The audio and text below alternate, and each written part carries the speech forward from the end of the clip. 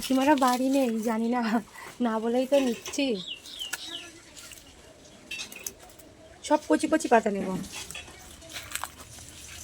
আর অল্প দুটো নেব, নিয়ে চলে যাব। এই যে লাউ পাতা তুলে নিয়েছি, সুন্দর সুন্দর কচি কচি লাউ পাতা। এবার এগুলো বাড়ি নিয়ে গিয়ে পরিষ্কার করে নেব। চলো,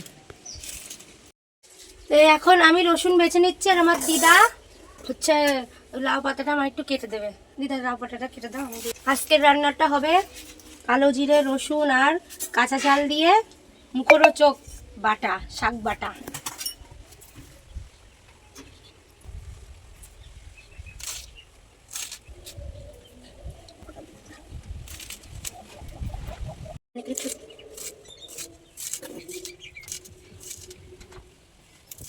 শাক কাটা হয়ে গেছে দিদার। একটু রসুনটা একটু বেশি নেব। কালো জিরে নিয়েছি, কাঁচা ঝাল যে যেরকম পরিমাণ মতো নেবে। ঝাল ঝাল খেলে ঝাল ঝাল, একটু কম ঝাল খেলে কম। এই কালো জিরে আমি ভেজে নেব।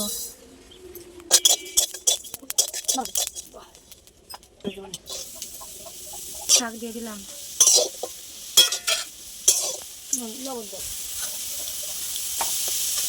লবণ, ঝাল আর রসুন একবারে দিয়ে দিলাম।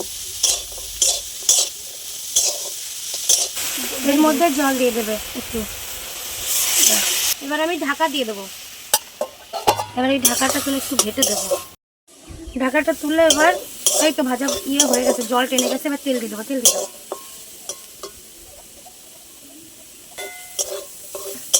এবার এটা আমি ভালো করে ভেজে নেব। শাকটা আমার সিদ্ধ হয়ে গেছে, রসুনগুলো ভেজেও সেন্ট বেরিয়ে গেছে। আমার দিদা বলছে বাসনা বেরিয়ে গেছে। আগের দিনের মানুষ না, আজকে উনুনে জাল হচ্ছে, তো বলছে কি এত সুন্দর জাল হচ্ছে উনুনে, উনুনটা ভালো হয়েছে। এই যে এবার তুলে নেব।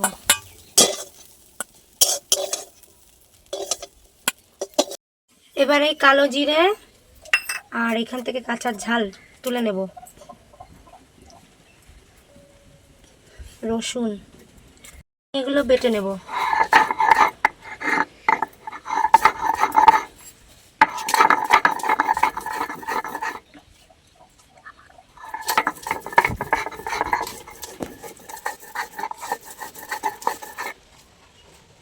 কালো জিরের গন্ধেতেই তো পেট ভরে যাচ্ছে। রসুন, কালো জিরে আর ঝাল একসঙ্গে বাটলে টেস্টি আলাদা। আর একবার করে বেটে নেব। এবারে আমি লাউ পাতাগুলো বেটে নেব।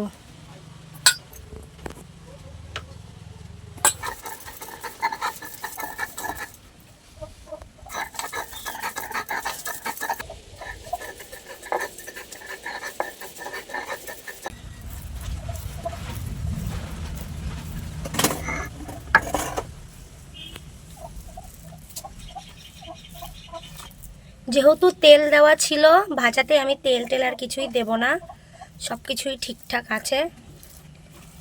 এটাকে তোমরা লাউয়ের পাতা বাটা বা লাউয়ের পাতা ভর্তা বলতে পারো। বাড়িতে বানিয়ে খেয়ে দেখো, হেভি টেস্টি লাগবে। তবে আজকে আমি এখানেই ভিডিওটা শেষ করছি। আবারও তোমাদের সঙ্গে দেখা হবে আরও একটা নতুন রেসিপির সঙ্গে। তার জন্য এখন টাটা। ও আর একটা কথা বলতে ভুলেই গেছি, চ্যানেলটাকে সাবস্ক্রাইব তো করতেই হবে, আর লাইক কমেন্ট শেয়ার দিয়ে অনেক অনেক ভালো